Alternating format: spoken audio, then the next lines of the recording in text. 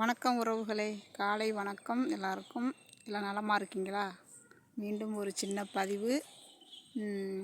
எனக்கு பிடிச்சது எல்லாருக்கும் பிடிக்கும்னு நினைக்கிறேன். எப்படின்னா,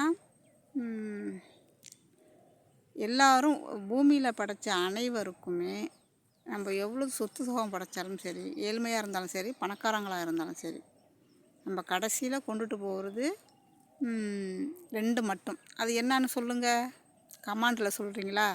இப்போ நான் உங்களுக்கு வீடியோவில் சொல்கிறேன். ஒன்று புண்ணியத்தை, இன்னொன்று பாவத்தை.